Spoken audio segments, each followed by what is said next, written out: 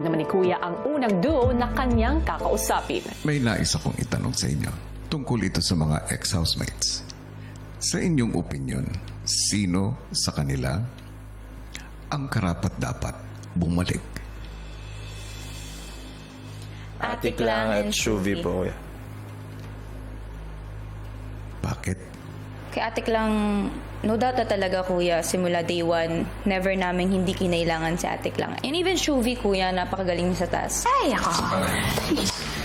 Sa palagay ninyo, deserving silang maging Big Four? Yes kuya.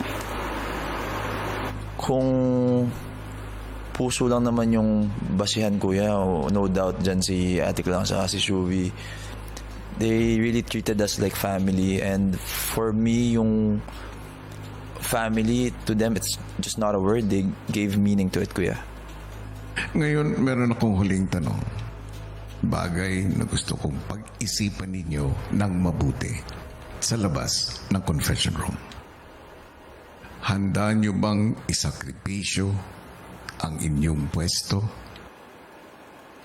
para makabalik sina Shuvi at Clarice? Paglabas ng confession room ay pinagnilayan ni na Brent at Mika ang katanungan sa kanila ni Kuya. Samantala sa HQ, patuloy silang inoobserbahan ng duo challengers. Para sa akin, hindi naman sa mas deserve nila yung spot.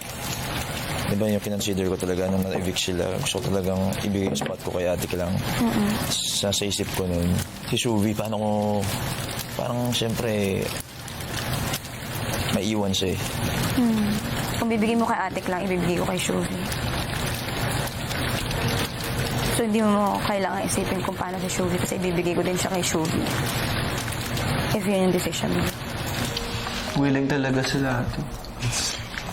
Audience impact, 100%. Grabe yun, sakit sa heart. Tapos, gigisahin namin sila. Pero, after reading that, yeah.